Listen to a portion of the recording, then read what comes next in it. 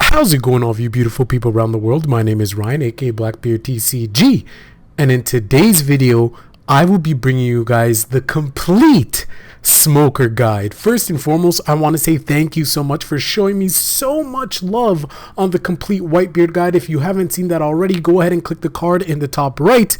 I've actually been having this video in the works for quite some time now. As you guys know, I made a poll and a majority of you guys wanted to see me do one on Smoker. So funnily enough, I've been playing a ton of Smoker, and yeah, I'm ready to fully say that I am now black deck equals best deck. Moved on from blue, mainly because of Zephyr, black and purple, but also Smoker is fun to play too. Now, in this video, if you guys haven't seen my previous video with Whitebeard, in this video I'm going to break down a bunch of things. We're going to be talking about Smoker himself, his ability, why you'd want to play him, the pros and cons of the deck. I'll be talking about matchups. I'll be going through every single card that he can utilize and how you can build him. I'll be showing you guys some sample deck lists. I'll show you some deck lists that have actually won in events as well over in Asia. And then lastly, I'll also show you guys some gameplay. So literally everything and anything that you could want all in one video.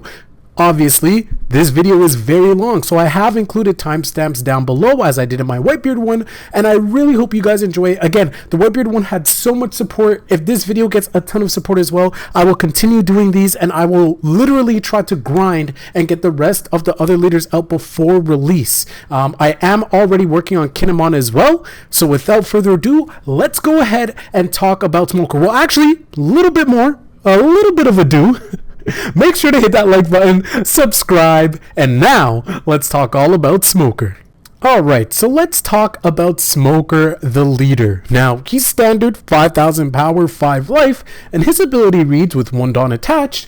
During the main, you can once per turn give one of your opponent's characters -1 to their cost during this turn. And then, if there's a character with a cost of 0 in play, Smoker will get plus 1000 power. So what does this mean? Let's say that your opponent has a Nami on the board. If you attach 1 Dawn to Smoker, you activate Smoker's ability to reduce Nami's cost from 1 to 0. Now that there's a character with a cost of 0 in play, Smoker gains an additional 1000, meaning that he is 7000 power for only 1 Dawn. Really, really good. Now, of course, it's interesting, right? You think about it and you're like, okay, like this leader ability, it's -1. You're getting plus 1000, so you're essentially -1 getting 1000, basically getting a free Dawn. What makes this good? Why is this good, right? Well, you came to the right video. So first and foremost, it's a free pump, right? I've already talked about a ton of times in previous videos that Dawn is extremely important, and being able to get to 7000, that number that a lot of people love when going on offense, forcing your opponent to use an event or use 2 cards out of hand to counter, being able to get there with only 1 Dawn is already pretty good. Now, the thing that makes this ability really good and where it shines is the -1 cost, and we'll talk more about that as we go through the video and talk about the types of cards in this deck. But when you play Smoker, when you play black specifically, it's all about KOing your opponent's cards without interactions based on their cost. Being able to reduce something by 1 in terms of their cost is actually really huge because it opens up plays that you normally would not have. A lot of other leaders in the game, if they play something, they're not worried about it being instantly popped unless you're going up against red. Of course, maybe you're going up against, Jet Pistol, OPO2. You have to worry about things like Squad Vista and Whitebeard, things of that nature. But Smoker and black is so unpredictable. Well, I guess it's predictable when you know what black is going to be playing. But the fact that you're able to -1, there's additional ways to minus even more cost. And then you have so many tools to pop things. Nothing is ever safe with Smoker leader. Now, let's talk about the cons. I talked about some really good things about Smoker. Well, there's one pretty damn big con, and I don't know, maybe I'm just a bad player, but according to the people I've spoken with and playtesting the deck a lot, this deck has a terrible Zoro matchup. I mean, like, you have to play out of your mind. The Zoro player also has to mess up probably, or really brick, or just not know how to play the matchup in order for you to win. It's just a really, really difficult matchup. And it's funny because, people might say, oh, having the ability to -1, of course, Zoro's going to be playing a bunch of 1 costs like Sunny and Nami and Makino and all these different 1 costs, so you should be able to get that free pump, right? But again, Smoker really excels more so popping those mid-rangey cards, right? Or even some of the big bodies, right? Like Odin isn't too big of a threat against black if played correctly, right? Even 9 cost Whitebeard is something that can easily be taken down.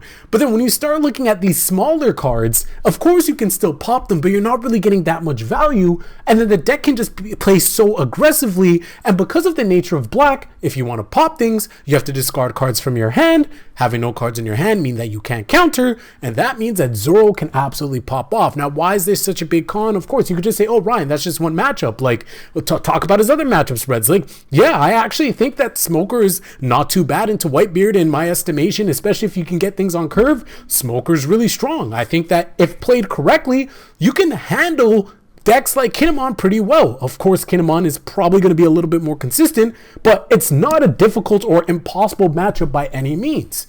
Of course, if you're going up against purple and things of that nature, the same thing rings true. But when it comes to Zoro specifically, it's really tough. And again, I'm getting to my point now. Zoro is going to be a very, very popular deck. If there's anything we know, in Asia, Zoro was absolutely dominating the meta. We started to see the meta evolve. We started to see it shift a little bit more. People started to play things more like the Trafalgar Law, playing things like the Eustace Captain Kidd, more Kinemon coming up, Whitebeard coming onto the scene, all of those things, Ivankov. And so, of course, Smoker will be able to see more play into those matchups. But if we go into a meta where there is going to be a ton of Zoros, keep in mind it's an extremely cheap deck to build. The only big cost going to be those 4 SR Whitebeards. If you are going into a meta, if you're going into a locals where you know a bunch of people are playing Zoro, do not play Smoker because you will get cooked. And it's unfortunate because then, like, again, if you go to an event, you could say, okay, well, if I don't run into that many Zoros, like, I should be good. The thing is, you're probably going to run into a lot of Zoros. So that's just the reality of it. I don't know. I could be completely wrong.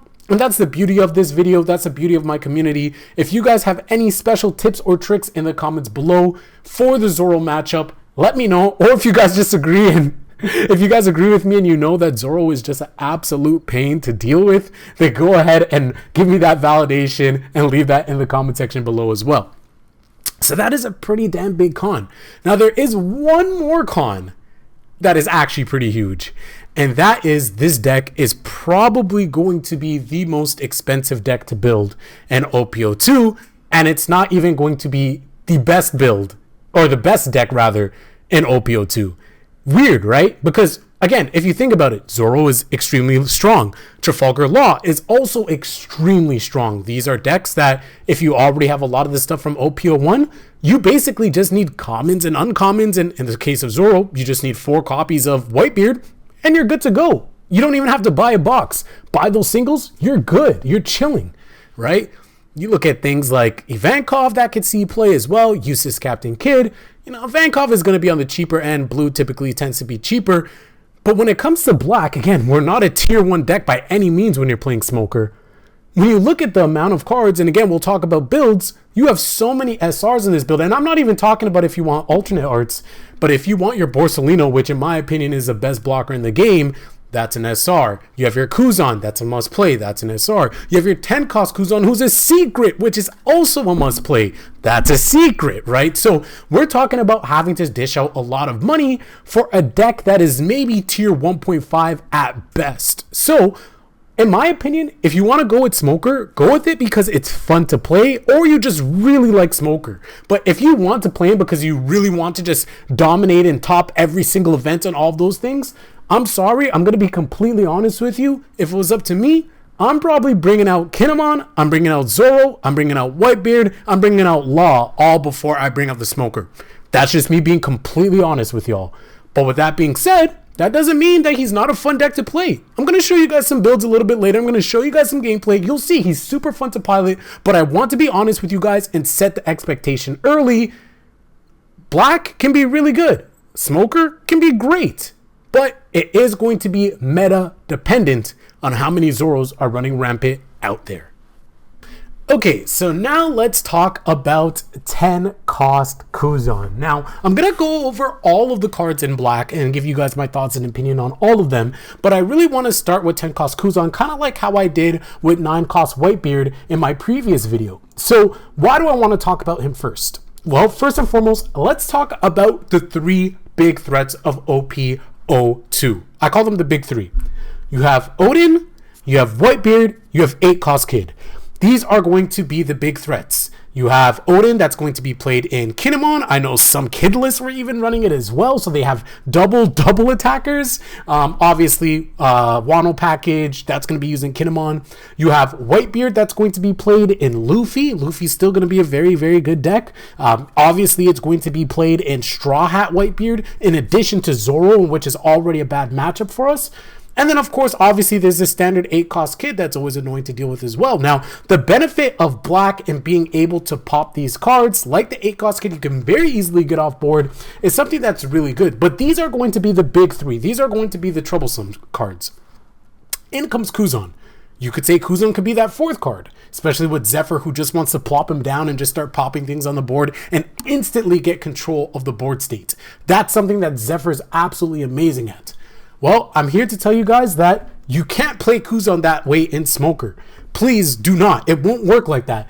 If you play Zephyr and then you play Smoker and try to play Kuzan the way that you played in Zephyr, you're just going to lose. And I know this sounds self-explanatory, but let me just explain it for anybody that doesn't quite know, and maybe this is the first time that they're looking into Smoker.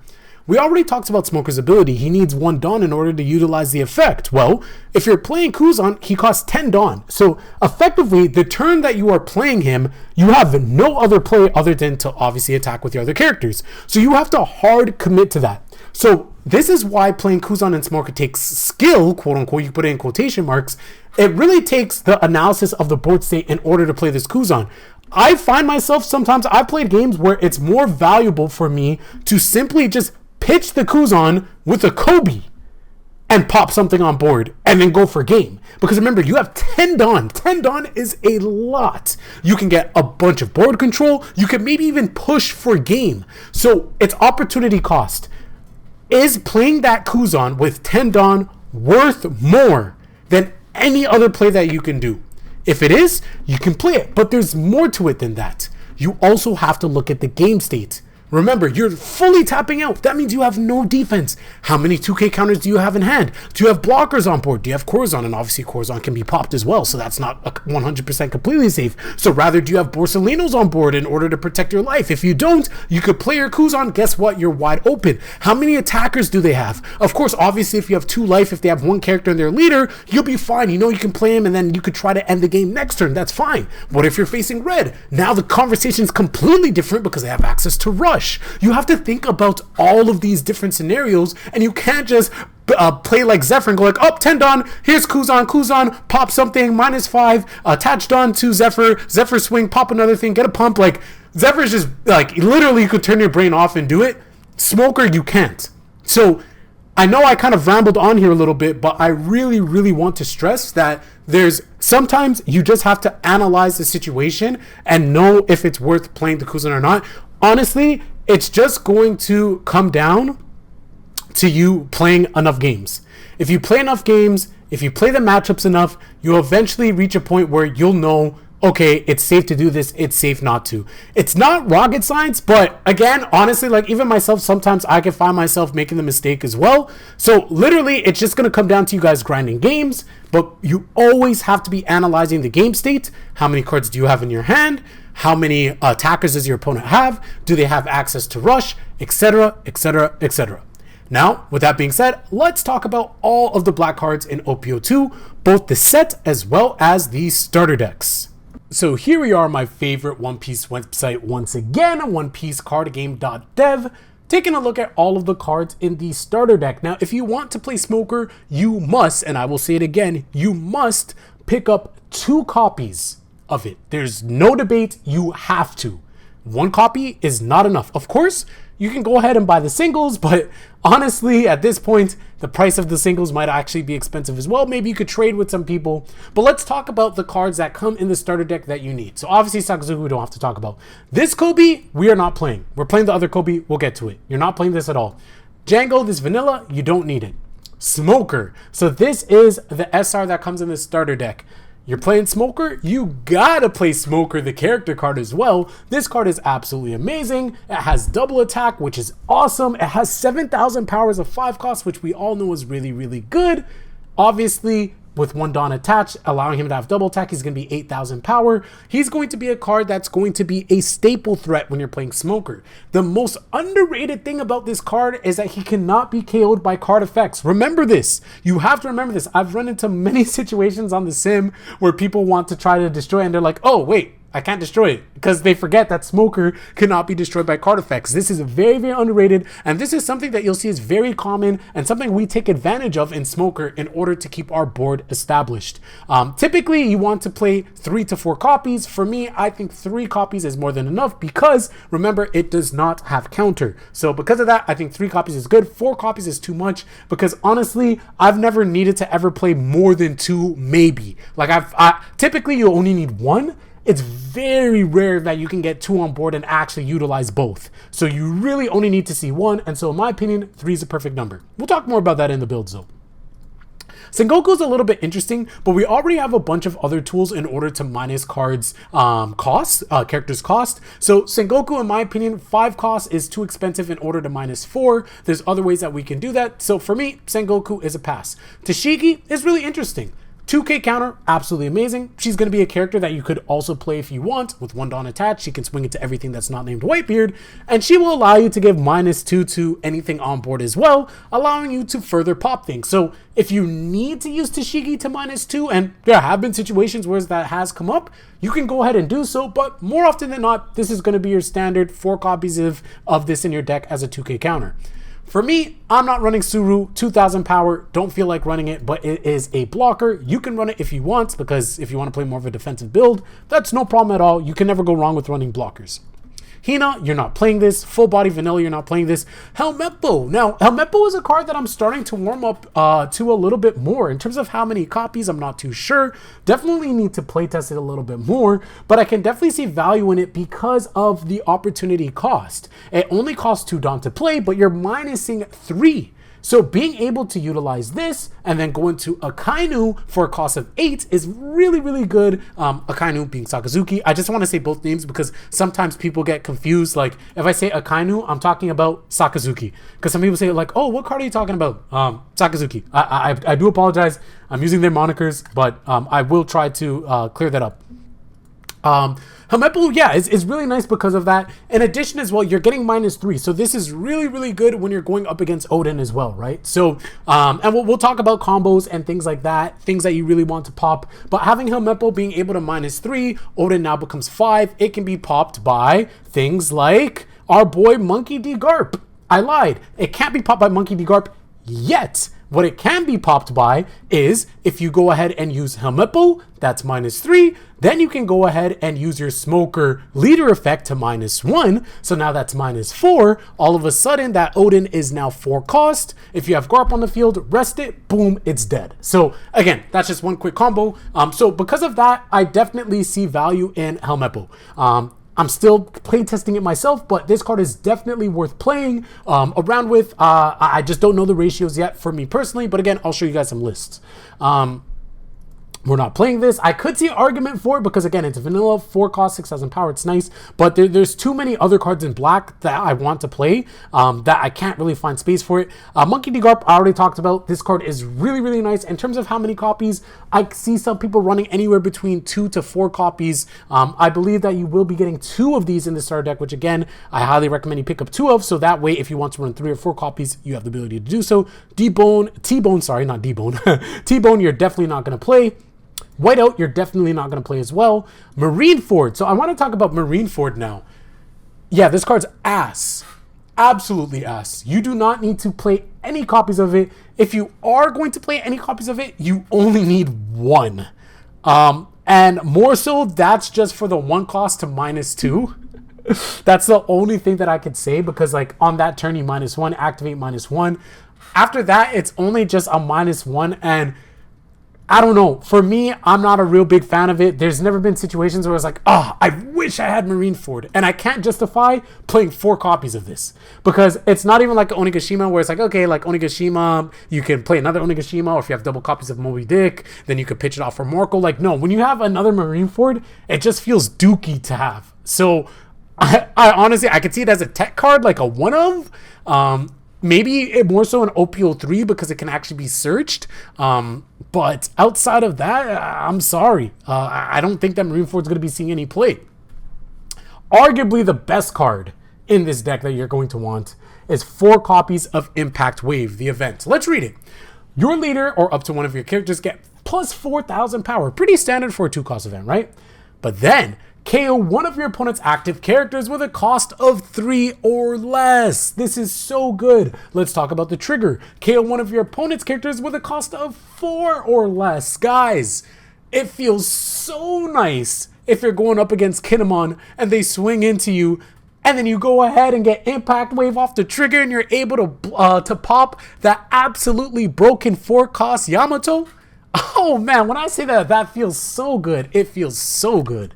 I love Impact Wave. It forces your opponent to play a little bit weird, especially if you're going up against Zoro, if you're going up against Law. A lot of these decks that want to play these smaller cards, you're going to be able to have Impact Wave and just blow them up. Be able to play a little bit of defense and get a little bit of board control all in one card. Impact Wave is an absolutely stellar card. I think that this is going to be a staple in black decks for sets to come. Great Eruption. This is a card that I see some people play, some people not play. For me, I think Great Eruption is an amazing card. For a cost of 1 Dawn, you get to draw 1 card, which is really good because it's really hard to draw cards in black. It's one of its downsides because you have to continuously trash cards in order to get board control. So it's a nice way to get additional card. It essentially replaces itself. But then you get to give one of your opponent's characters -2 to their cost. We've already talked about why this is good, right? So this alone is basically like a Marineford for that turn, but it's also replacing itself. You -2 to the cost. Now it opens up so many things. You can pop any 6 cost with Monkey D. Garp. You can pop 7 costs with your Akainu, with your Sakazuki character card, which we'll talk about later. This just opens up more plays that you otherwise wouldn't have had. And then obviously if it does get hit and trigger, you can trash 1 card from your opponent's hand, which is really nice and really unexpected sometimes because your opponent's not really thinking about that. They don't really calculate that, especially like unless the only card that people can really think about that, at least in OPO2, is like what, maybe X-Drake in purple when it actually swings, that your opponent has to trash a card. Outside of that, they're not really thinking about this in terms of calculations, in terms of defense. So they might swing into you, then all of a sudden, oh, you have to trash 1 card from your hand, and that 1 card that they have to discard could possibly be you being able to get lethal because they have that 1 less card. So in my opinion, I like Great Eruption. I don't think it's a 4 of. I could definitely be seeing 2 to 3 copies of it being played. So that is the starter deck. So now let's go over the cards in the set. So we won't talk about the leaders. Isuka. Now this is a card that I've been playing around with. I don't know how many copies I would run, but I could definitely see the value in this. Reason why is because it's essentially going to be like a Basil Hawkins. Isuka will be able to restand with 1 Dawn attach. If this battles and KOs your opponent's character, set this card to active. This will be very, very nice against Zoro. Obviously, with Trafalgar Law, it'll be a little bit more interesting because they're going to keep things standing and stuff like that. It's not always going to be all rested. But Isuka will be really, really nice against Zoro. We already talked about how difficult the Zoro matchup is. So if you are into a meta where you are going up against a lot of Zoro, I highly recommend that you maybe even max out copies of Isuka. The only thing is that if you're not going up against Zoro, or any of those like really aggro decks, it's not the best to play. So again, that's the weak part about black, right? Like you're literally only playing this card for Zoro. I don't know. Let me know your thoughts in the comment section below. Do you guys think that this card can also see value outside of Zoro as well? I feel like this card's mainly for Zoro. So again, if you know you're going into an environment that's going to have a ton of Zoro, I say play Isuka. Kuzan! This card is one of the most broken and staple cards that you will be playing in Smoker, also in Zephyr. What does it do? And oh my gosh, look at the alternate arts. Even the standard art, okay, I'm not going to cap the standard art, looks kind of mid. But the alternate art looks absolutely fire. Well, I mean, he's ice. But on play, draw 1 card. This is very strong. The amount of times where I've been able to Kuzan, draw a card, have a Borsalino, I have 8 Dom, play a Borsalino. That's so nice. Next turn I can Kuzan -4, start popping stuff. Like it's absolutely amazing. Kuzan is broken because not only is he 5,000 power, he replaces himself, so obviously you can start swinging to your opponent. You're getting card advantages, but you're able to -4, and we already talked about how strong that is with things like Monkey D. Garp. You can -4 with Kuzan, then you can -1 with your leader ability. That's -5. So now guess what? -5 from 9 cost Whitebeard. Guess what that puts him at? That puts him at 4. 9 cost Whitebeard. Say goodbye if I have a Monkey D. Garp on board, right? So, yeah, honestly, Kuzan is absolutely amazing. You're going to max out on him. Kami, you're not going to play this. Kobe, you are going to play. This is the Kobe that you do want to play. Trash 1 card from your hand, kill up to one of your opponent's characters with a cost of 3 or less. Very good for getting rid of chump blockers. Very good if you get to that stage of the game where you have a Kuzan. Maybe you're going up against Whitebeard. And by Kuzan, I mean 10 cost Kuzan. You're going up against Whitebeard, being able to just play Kobe, pop the Marco, so that way you can start swinging to face, things like that. Just picking off chump blockers. Maybe taking out some other things. Of course, you can combo Kobe with your Kuzan with just these 2 cards alone, right? So you can go ahead and do that and pop something that's 7 costs, get rid of 7 cost Kit, for example. There's a lot of things that you can do with Kobe. So typically you're gonna probably play 4 copies of it. You could play a little bit less if you want. Sakazuki Akainu. Honestly, the alternate art, I'm not messing with it too much. I actually like the regular art a little bit more for Sakazuki personally. What he does, 7,000 power. 7,000 power body is obviously going to be good. Sometimes you might even just want to play him just so you have the body on board, especially against Whitebeard. He's really good against Whitebeard because he can KO a cost of 5 or less. So King Du as well as Atmos can just get instantly popped by this, and then you have a nice 7,000 power body on board. So this is really, really good into Whitebeard. This might even be a card that you want to mulligan for, and you want to see in your opening hand. This is just an amazing card, in my opinion, 4 of. Django, not going to play this. Strawberry, not going to play this either. Don't think that there's any reason to even think about playing these cards, at least currently in the current meta. I didn't talk about this guy. I don't even know how to pronounce his name. Onigumo, you're not playing this guy either. Okay, this smoker is interesting and really good. So the reason why I like this is 2 things. The first reason is you're going to be able to play this card when you're going up against Zoro or Trafalgar Law or any of these decks that, again, have a lot of these low-cost bodies that you're able to get to a cost of 0 very easily. Now, all of a sudden, this 3 cost is 6,000 power. I really love this card when going up against Whitebeard, because Whitebeard, you want to go wide with your attacks, not high, because Whitebeard has a ton of counters. So you want to have multiple attacks that you can just easily bump up to like 9,000 power. So that way they have to use their events. They have to use cards out of their hand as well, like 2K counters and things like that in order to stop you. So being able to get an additional plus 2,000 power is huge. Having it just be 6K, perfect number to start swinging to Whitebeard if needed, is just great. So some people run it, some people don't. Personally, I think that this is a 4 of. Sentamaru, not going to be playing this. Tashigi has no counter. I could see where this could be used, but honestly, it's not that great. I would rather just run a Helmeppo. Suru's going to be a 2K counter. You're not playing this otherwise. Doberman, you're not playing this. Corazon, Don Quixote Rosante. Hope I pronounced that correctly. I probably completely butchered it, so I'm just going to come. Corazon, he's going to be your standard blocker. You can play this. You can decide to play this. You can play Suru instead. There's still 2 costs, 2,000. But yeah, it doesn't really matter which one you want to play. The reason why I said I'd rather play Corazon over her, obviously they can both be popped the same way, but the box topper version, look at that. I'd rather play that. Jaguar D Soul, you're not going to play this. Hina is actually pretty interesting. I could see some arguments for her. She can essentially block 2 attacks.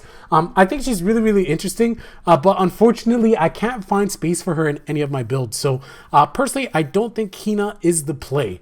I probably would run 0 copies. Full body, you're not playing this. Belmare, you're not playing this. This version of Helmeppo, I could see an argument for it. When attacking, give one of your opponent's characters -2 to their cost. And then if there's a character with a cost of 0 in play, this character gets plus 2,000 power.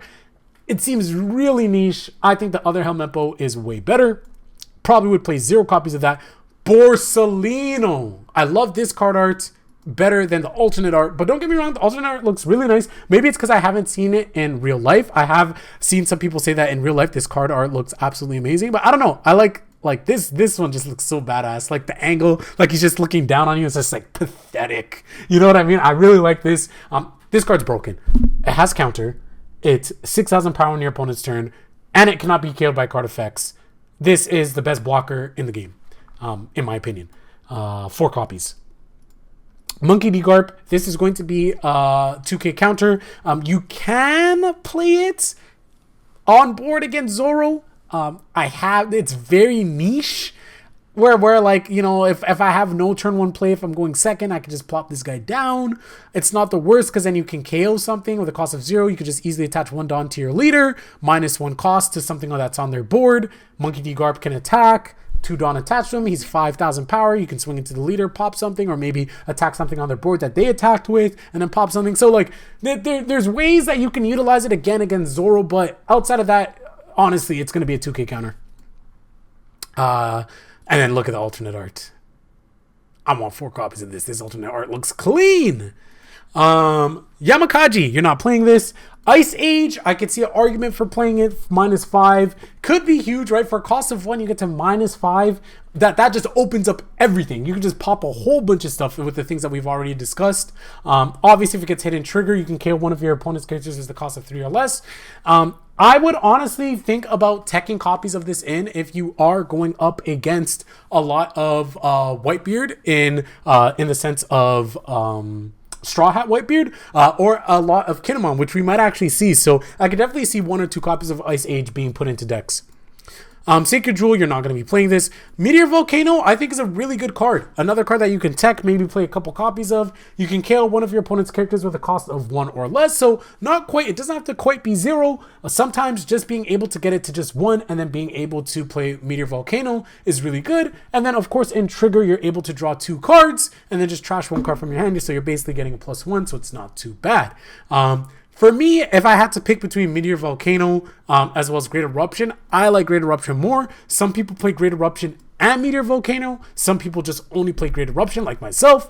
Again, it just comes down to how you want to play. And then Kuzan, we've already talked about. Okay, so now I want to show you guys some deck lists. I want to show you guys a deck list that I've been playing around with, as well as a deck list that has already also topped. So shout out to OnePieceTopDecks.com. I am going to be utilizing their website because they have the deck profile of the person that came in first place in Singapore on February 4th, 2023. So just a couple weeks ago, came first place in his flagship there, utilizing Smoker. So if we take a look at his list, he's running 3 copies of Kuzan, 4 Borsalino, 4 Garp, 4 Kuzan, 4 Kobe, all standard, 4 Sakazuki, 3 Smoker. Like I said, he can run 3 to 4 copies. All of this looks really standard. Only 3 copies of the Tashigi, which is interesting. But that opens up the ability to play 3 copies of Helmeppo, which we talked about. I believe, again, probably playing the Helmeppo to have a better matchup into green. I could definitely see that. 4 copies of the Smoker, which I absolutely love. 4 copies of Suru, 2K counter there to make up for it. Then, of course, you have Corazon as a blocker. 4 Impact Wave. You absolutely have to run the 4 Impact Wave. And then 2 Meteor Volcano. So that's that list. It came in first place just a couple weeks ago if you want to go ahead and copy that. This is the version that I've personally been running. I really like this version. I have played around with the other version as well. I'm still tweaking my own version, but this is the one I like. So I'm running Isuka just because, or Isuka, sorry if I do apologize for my pronunciations. Just because I really like playing it into the Zoro matchup. I think it has value there. But again, if you don't go up against Zoro, there's not too much value. So I don't know. I might drop this. I could easily just substitute this out. So play around with it. Honestly, I would say play around with the other build first because that one has already, like, it's established. It's come in first place in a flagship, right? So run that build. I'm just showing you guys what I'm running. Then we have 4 copies of Kuzan, 4 copies of Kobe, 4 copies of Sakazuki, 4 Smoker, 4 Suru, 4 Borsalino, 4 Garp, 3 Kuzan, 3 Smoker. So all of this is standard. I run 4 Tashigi personally instead of the 3. That allows me to run 2 copies of Monkey D. Garp because I personally like to play this. It gives me more pop power. I think this is really good. The 4 copies of Impact Wave because if you're not playing Impact Wave, you are absolutely trolling. And then I like to play Great Eruption. Again, I really like this card. I see a lot of value in it. Again, I've seen some people playing copies of Great Eruption as well as Meteor. I see some people only playing Meteor like the list you've seen prior. It really just comes down to your build. It comes down to what you like. I'm personally playing 2 copies of this.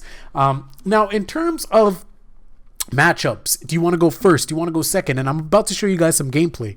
But in terms of what cards you want to have in your hand, depending on matchups, and if you want to go first or second, one thing that you'll notice when playing black is you'll almost always want to go second, and it's more so because of how your cards curve. What do I mean by that? What is curve? You guys, if you guys are newer to card games like this, or maybe you guys are just getting into OPO2, because now is an amazing time to get into the game because Whitebeard is a thing and it's a great deck for beginners. I'll just explain it to you. So being able to play Kuzan on 4, next turn you're able to play Borsellino, have access to Impact Wave on defense. Then also you have access to Sakazuki if you needed with 6 Dawn. The following turn you have 8 Dawn available, so you can play Sakazuki, still have access to Impact Wave. Maybe play Kuzan, you draw into Borsellino, play Borsellino. Turn 5, you're able to play your 10 cost Kuzan. That's perfectly on curve. You have a bunch of your 2K counters, so hopefully you were able to play defense and you could drop this card safely. This deck just really runs very smoothly when having the ability to go second. Very much is the same case when you're playing Zephyr as well. I think it's just a black thing. I haven't played too much Rob Lucci in OPO3 yet, so I can't say if that's a deck that prefers to go second either. But I would assume so, because other cards that have come out like Fujitora Iso, he's also at 8 cost. So again, it's that natural curve of 4, 6, 8, 10. Going second is very valuable. So let's talk about some cards that you want to see depending on matchups. Obviously, if you are going up against Zoro and you are playing my version of the build, I would go ahead and hard mulligan for Isuka. Again, I see value in her, having her on board. Maybe it forces them to use a jet pistol in order to get it off board if they are playing that in their Zoro builds. I know some people do, some people don't. Overall, I think she's just a card that is just really solid, and I really would like to see it when going up against Zoro. Another card that's really good that I would hard mulligan for is Borsellino. Now, why Borsellino? It could be really good into Zoro in order to have that extra layer of defense. Again, it's 6,000 power on your opponent's turn. It makes it easier to block, but I especially hard mulligan for this if I'm going up against Whitebeard. 6,000 defense is huge, because what does Whitebeard want to do early? Obviously, he's going to be playing Moby Dick if he has it. He wants to start establishing board by playing things like what's that card called? Atmos, playing things like King Do, right? He's going to be using Dawn on that. Maybe if he has 1 Dawn left over, attaching it to Whitebeard, swinging into you, you can very easily just block with Borsellino, 2K counter, you're safe. Best blocker in the game. I love this card. In addition to that as well, another card that you also want to hard mulligan for if you are going up against Zoro, again, if you have Isuka, it's really nice. If you can get an Impact Wave, that's also going to be really good, because Impact Wave is going to allow you to play defense, but also Impact Wave is going to allow you to pop one of the cards on Zoro's board as well that is active. So this is a card that if you are going up against Zoro, I would very heavily decide to keep this if I am going up against him and I have this in my opening hand. Now, say you're going up against green, right? Cards that you definitely want to keep: Kobe, Sakazuki. I think that these are cards you really want to keep. Even Monkey D. Garp can see play. The reason why I say that is because you're going to want to get rid of a bunch of troublesome cards. You're going to want to be able to get rid of 4-cost Yamato. You definitely want to get rid of Okiku, which Kobe can easily take care of. If they are playing Kid, you can easily get rid of that. If they are playing Odin, which they definitely are going to be playing Odin, you can get rid of that because of the tools that we have mentioned earlier in the video. So you definitely want to see this, so you can just deal with those threats as soon as they come on the board, and then you don't even have to worry about it at all. Outside of that, I think that pretty much sums up in terms of matchups where like I really want to like hard see something. Outside of that, again, just play around, see what you like. The more games you play, you'll figure out what you want to see in your opening hands. But I think that is probably a good place to start. Of course, if any of you guys are more experienced than me with Smoker, please let everybody know in the comment section below your thoughts as well in terms of what you would hard mulligan for depending on the matchups. So with that being said, let's go ahead and hop into some gameplay.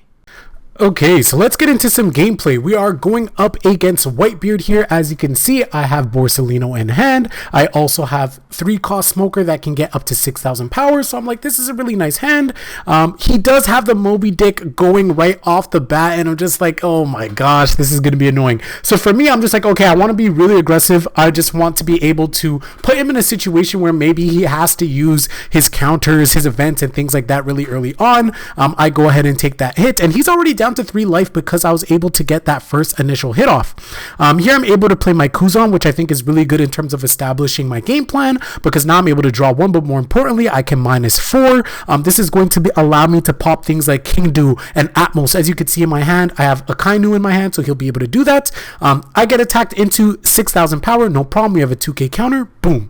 That attack is nullified. Now look at his board. He has 3 blockers, Chopper, Borsalino, as well as Marco. I go ahead and use my leader ability. I get a free pump to 7k, which is really nice by going ahead and minusing Chopper to 0. Going into leader here, he decides to switch to Marco, discards the extra Moby Dick, so now he has Marco. So I'm like, okay, there's 2 more blockers on board. How do I want to play this? You could see I'm like going over, I'm thinking, I'm like, okay, I have a bunch of tools in my hand. How do I want to play this? Marco's going to keep coming back. There's no point in attacking that. I don't want to attack with my Kuzan because I want to save my Kuzan to -4, right? The only way he can get this off board is with Squad into Vista. That's literally the only place. So I'm like, okay, let me get Smoker on board. Here's my thought process as I was playing that Smoker. He already has the 2020 Chopper on board. Obviously, he can decide to block with it. But if I'm able to get that to 0, that Smoker is now 6,000 power, which is perfect for swinging into that Whitebeard.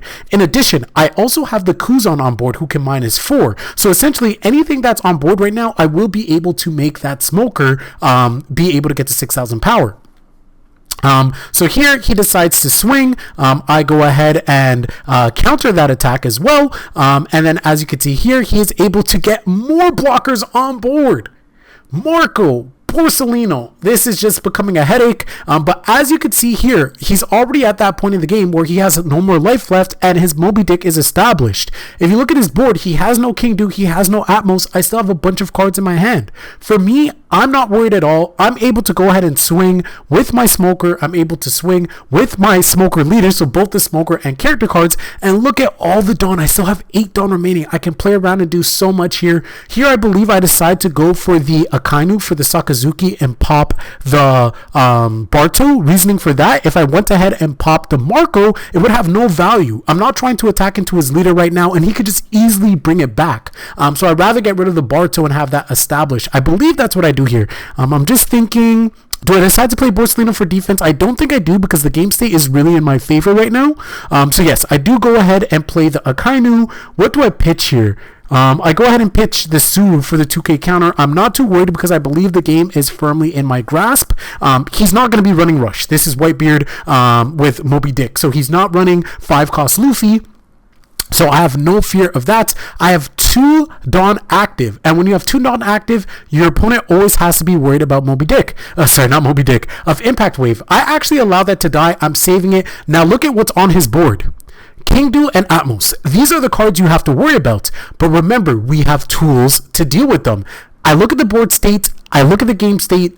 I say, okay, he has 1 active Dawn. It's probably going to be a Radical Beam. It's probably going to be a guard point. I am safe to play this Kuzan. Kuzan can then pop King Du, which is the most dangerous card in Whitebeard. So now King Du's gone. We'll very easily be able to deal with Atmos as well. That's no problem. Now, all of his cards are always going to be a cost of 0. I can go ahead and play offense now if I want to, but I also have to think, is it better to just play offense or play defense? Right now, he still has 2 blockers on board. He decides to attack my face, and look at what I get out of trigger. I am able to get Kobe, and this is amazing because Kobe can easily pop anything on the board. We can decide to go for King Du. We could decide to go for Atmos. We could decide to get rid of his blockers now, right? Of course, he can bring it back, but we'll be able to swing just by playing Kobe. Playing Kobe while you already have your Kuzan is absolutely amazing. And now our Smoker ability is always live because we have Kuzan on board. He decides to block with the with the Marco, bring it back just because he has the other Moby Dick. I probably wouldn't have done that right away, but that's fine because now I Kobe, discard my event. He decides to bring it back once again. So now he only has 4 cards in his hand. He has a ton of active Dawn though. So again, as I mentioned, you want to go wide when you are going up against Whitebeard. I easily could just pump everything up on my Kuzan, but I'm like, I want to guarantee this win here. So I go ahead, get the guard point out. He has 3 cards left in hand. I go ahead and attack with the Sakazuki, and he would die to Kuzan with the next attack. So that is how I played it against Whitebeard. Now we're going up against Sanji Sucks. We're going up against Zoro. This hand does not look good. I mulligan it. It's still not the best, but we will try. So we are going up against Zoro. Going first, have no turn 1 play. Zoro gets Curry to Dan. The shenanigans begin. Adds Nami to hand. We have 3 Dawn. What can we do? We could play Borsalino. We could play Corazon. We could play Smoker. I believe here I decide to play Smoker just because it's on curve. And I go ahead and pass. Don't want to attack into the Zoro to get him extra cards because he's already going to generate so much advantage. There's a Nami. Gets the Jet Pistol. So now in the back of my head, I have to think, okay, if I play Kuzan, it's getting Jet Pistoled. He gets the Sunny out. He gets another Nami out. Adds a Brook. So now he has a 2k counter. Look at how many cards are in his hand and look at his board. This is so annoying. Here comes the attack. 6,000. I just go ahead and take that because why not? Now it's time to start my turn. I have a little bit more Dawn, but I'm already looking at the board and I'm like, okay, this is going to be really tough. Of course, again, when you're going up against Zoro, you have your leader ability to -1. I decide to just get Kuzan here on board because I think right now my game plan is he's going to have to attack me with his characters at some point. So let me just establish my board as much as I can. So then once he actually attacks me, I can go ahead and KO all of the rest of his characters and just get that out of the way. That's what I'm thinking right now because outside of that, if not, and I just attack him to his face, he's just going to get cards for free.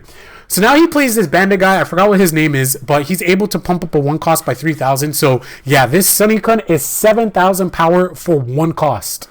Very balanced, guys. Very balanced. Now he's attaching Dawn. Now he's going to start attacking. So this is really good for the Zoro player at least because now he's going to get a ton of cards out of my hand or I'm going to have to take the hit and Zoro is going to be very dangerous as the game goes on because as I mentioned, Zoro has access to a card called, I don't know, Edward Newgate that makes his late game very scary. So here are all these hits. I decide to take this. I do have a bunch of 2k counters in hand now.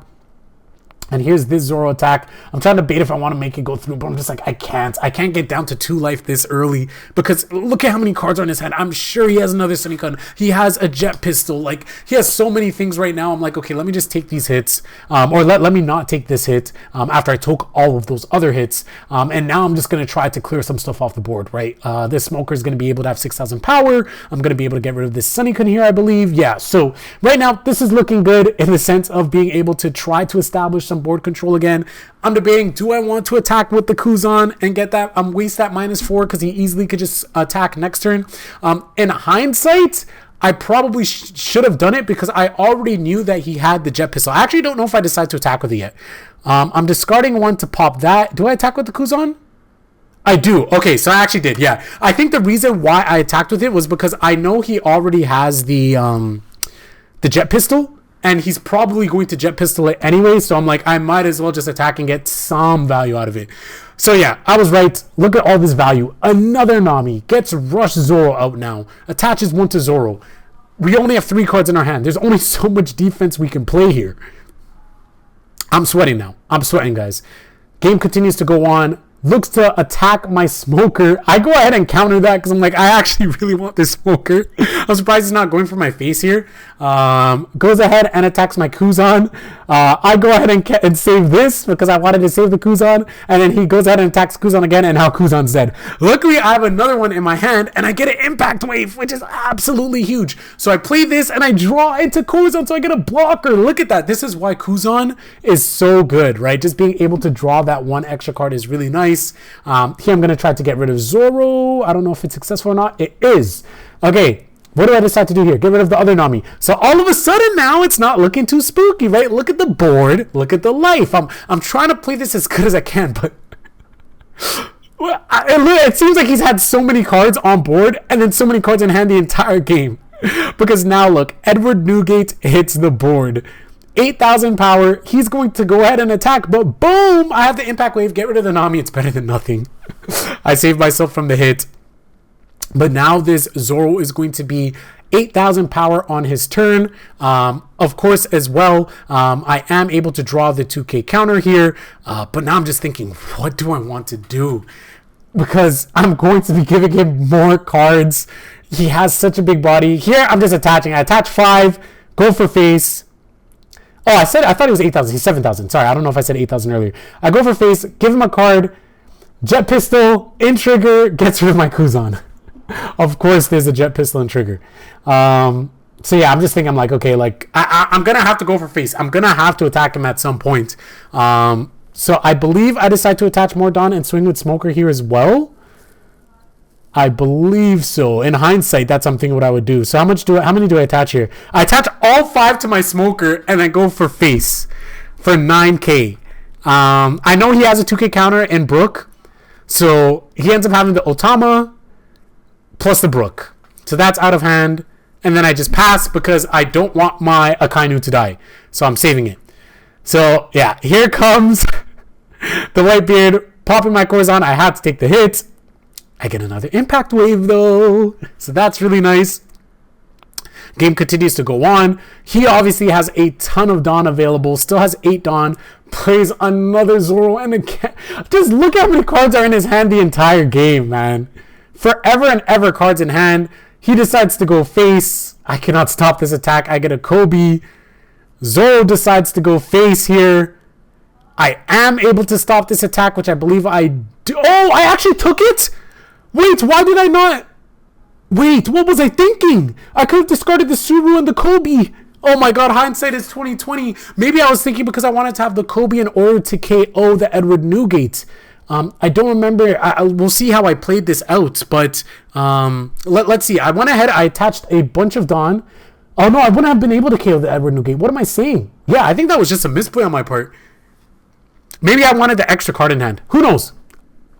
I go ahead, try to attack. Here's 8k. Can this be countered? Yep, it gets countered. And so here I'm like, okay, I lost. If I leave impact wave, it doesn't matter. I just go ahead, attach my Dawn, and swing. So that was my misplay. Could I have potentially won? I think I still probably lose, honestly. But it would have given me a better chance to win. But ultimately, attach everything, swing it to face. I lose. This matchup is so stressful, but I definitely misplayed. Last replay for you guys. Going up against Markino 93. Playing Kinemon here. As you guys see, I mulligan, and look, this is the dream hand. I have Smoker, I have Kobe, I have Impact Wave, and I have Sakazuki. At this point, I'm like, if I lose this game, then just GG. Either he has to open up more nuts than I do, or I just play poorly. So he has the Okiku, cheats out, which most Kinemons are going to do turn 1, right? They have 2 Dawn, they're able to cheat that out. Okay, no problem. My turn, play Kobe, pop that. He goes ahead and rests my Kobe with Yamato, one of the most broken cards in OPO2, and he actually tries to attack my Kobe here, and I do something cheeky. I actually want to keep the Kobe alive, so I discard my 2k counter because I know he's not going to have any other attacker, and he gets that blocker. I forgot her name, but if there's Odin on the board, it becomes a blocker, and because Yamato counts as Odin, that is now a blocker. So I go ahead and just attack leader without using any ability because I want to make sure I have all my Dawn, and he just goes ahead and blocks it, which is fine. So now I get Smoker on board, and Smoker is going to be really, really nice because he's going to have double hit, which is always going to add threat to my opponent because they're not going to want to take 2 hits. So now we have to remember, the curve of Kinemon is king. He's going to be able to play that Odin very, very soon. I believe as early as next turn.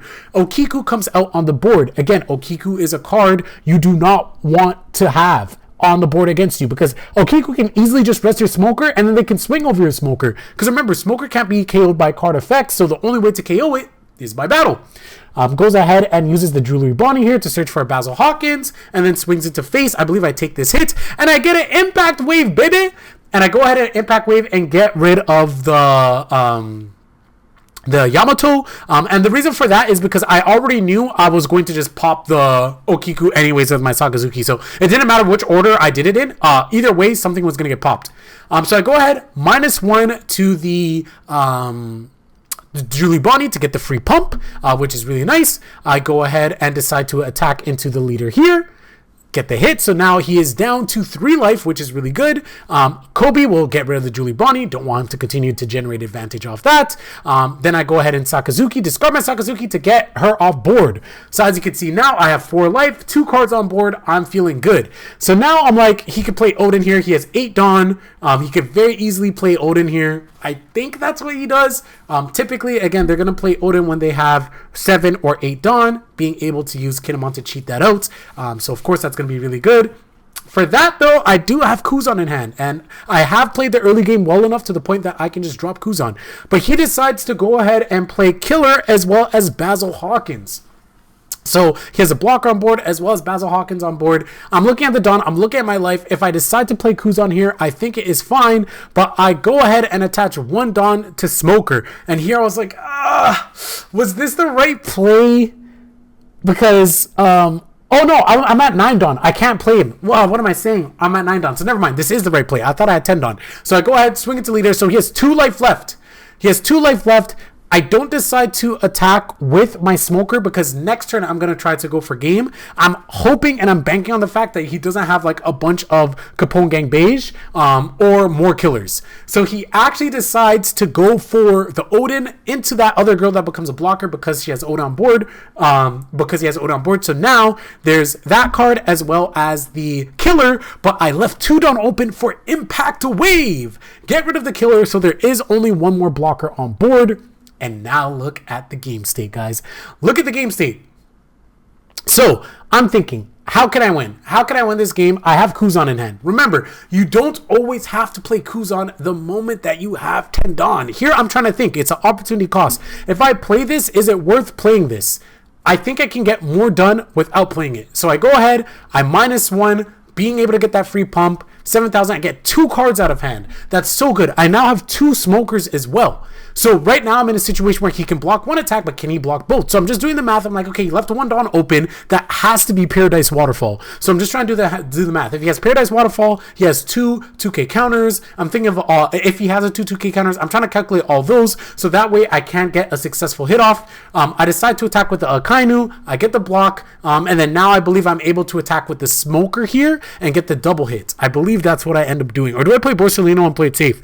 Okay, so I end up playing the Borsellino and playing it safe. I leave open 3 active Dawn. This is actually a misplay, but I guess it could still kind of work because it's a bluff in the sense of like, oh, what if you have an Impact Wave? But it's a shitty bluff because why would I leave 3 Dawn open?